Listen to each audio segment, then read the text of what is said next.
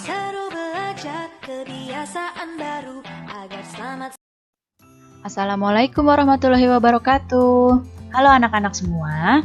Hari ini kita mulai masuk di tema 2, yaitu tentang udara bersih bagi kesehatan. Jadi, hari ini kita sudah mulai belajar tema 2 ya. Subtema 1, pembelajaran ke-1.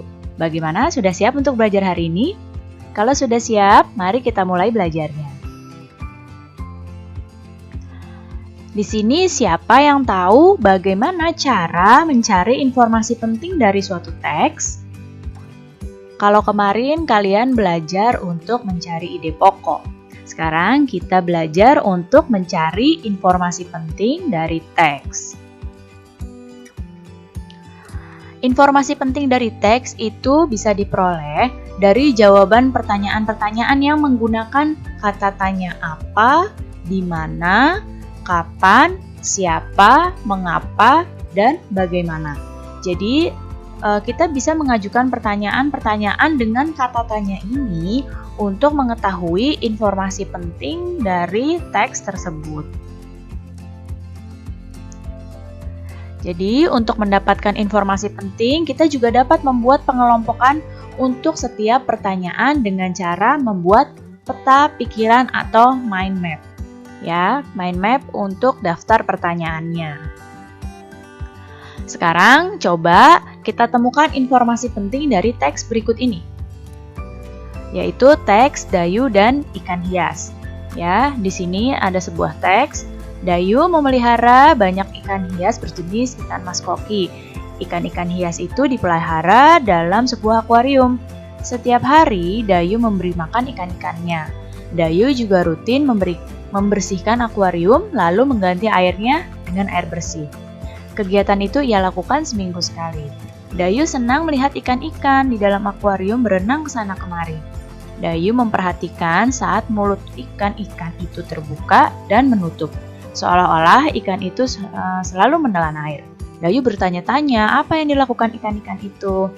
Nah, mari kita cari informasi penting dari teks ini, yaitu dengan membuat mind map seperti ini. Nah, judul teksnya kan Dayu dan ikan hias. Di tengah-tengah ini, lihat yang warna kuning, ini adalah judulnya. Nah, mind map itu bentuk atau peta pikiran ini dibentuk bercabang-cabang seperti ini. Nah, ada pertanyaan yang pertama nih, lihat panahnya ya. Dengan menggunakan kata tanya apa? Apa nama ikan hias yang dipiara? Kita lihat di sini. Ikan mas yang dipiara oleh Dayu adalah ikan mas koki. Berarti kita dapat informasi penting bahwa ikan yang dipiara adalah ikan mas koki. Kemudian, pertanyaan yang selanjutnya dengan kata tanya di mana? Di mana ikan hias itu dipiara? Nah, di sini bisa kita lihat Dayu senang melihat ikan itu di akuarium. Nah, dipeliharanya di dalam sebuah akuarium, berarti ikan hiasnya dipiara di akuarium. Informasi penting selanjutnya, ikan hias dipeliharanya di akuarium. Kemudian, pertanyaan yang selanjutnya, siapa yang memelihara ikan hias? Nah, pasti tahu ya, yang memelihara ikan hiasnya adalah Dayu. Jadi, informasi penting selanjutnya, Dayu yang memelihara ikan hias tersebut. Yang selanjutnya, pakai kata tanya kapan. Kapan ikan hias itu diberi makan? Nah, di sini ada informasi pentingnya. Dayu memberi makan ikan hias tersebut setiap hari. Nah, berarti informasi ikan hiasnya kapan diberi makan berarti setiap hari. Kemudian, kapan akuarium dibersihkan? Akuarium dibersihkannya di sini seminggu sekali. Berarti informasi selanjutnya yang dibersihkan akuariumnya selama seminggu sekali. Pertanyaan yang selanjutnya pakai kata tanya apa? Apa yang diperhatikan Dayu saat melihat ikan-ikan hiasnya? Nah, saat Dayu memperhatikan ikan tersebut seperti mulutnya itu terbuka dan menutup. Berarti informasi selanjutnya yang kita dapatkan adalah saat mulut ikan-ikan tersebut terbuka dan menutup seolah-olah ikan-ikan itu selalu menelan air. Nah, dari mind map pertanyaan ini, kita bisa mendapatkan seluruh informasi penting dari teks ini. Ya, jadi untuk memperoleh informasi penting dari suatu teks, kita bisa membuat daftar pertanyaan dengan mind map seperti ini, dengan kata tanya apa, di mana, siapa, mengapa, bagaimana, bisa juga dengan berapa. Ya, jadi dengan kata tanya tersebut, kita bisa menggali informasi-informasi penting dari teks. Sekarang perhatikan gambar di hadapan kalian ini. Suasana pada gambar ini tampak segar ya. Kira-kira kenapa kamu bisa menyimpulkan ini tampak segar?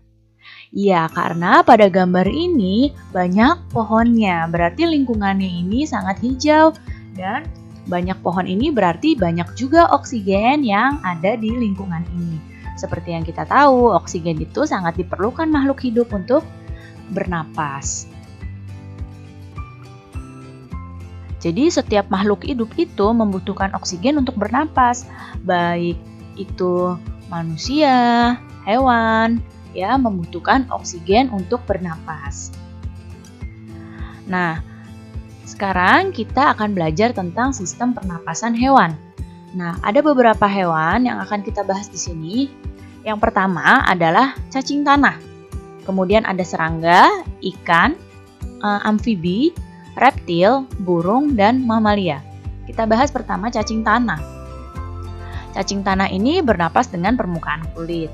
Kemudian serangga, segala macam serangga itu bernapasnya dengan trakea.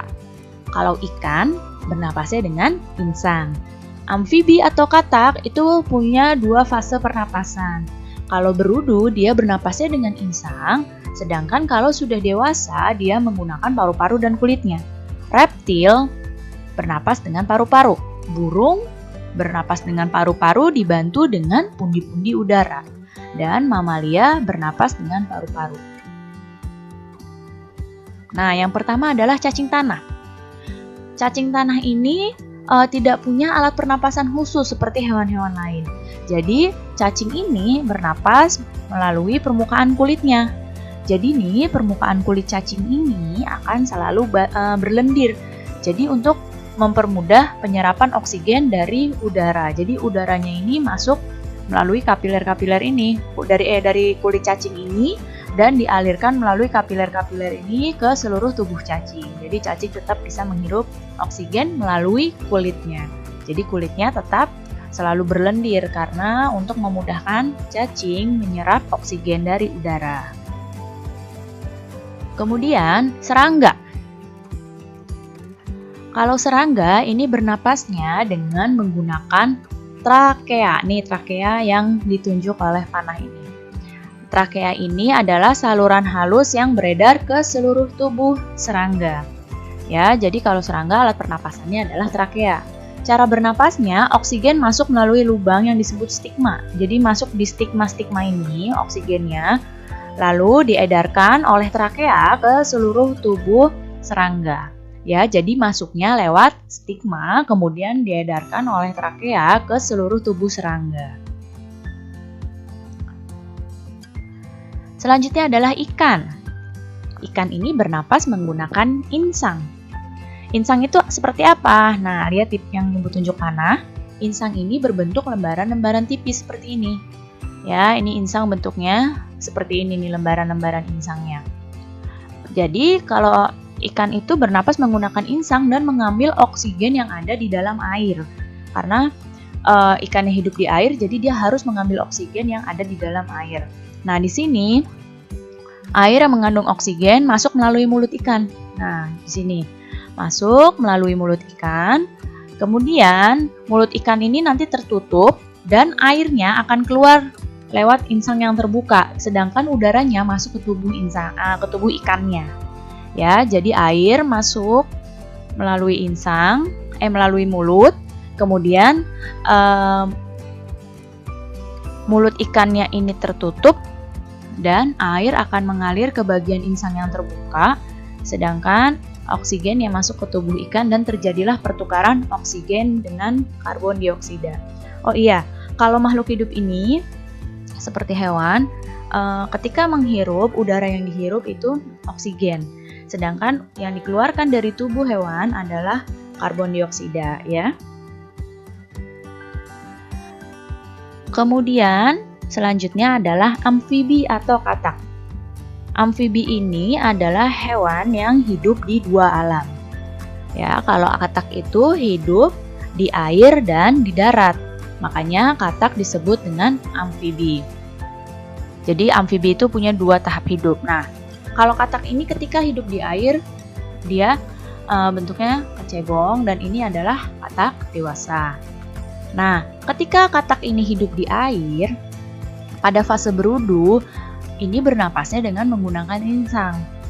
Sedangkan ketika di darat, katak ini bernapas dengan paru-paru dan kulit. Nah, di sini amfibi memiliki kulit yang selalu lembab dan basah untuk membantu pertukaran oksigen dan karbon dioksida. Selanjutnya adalah reptilia atau hewan yang melata.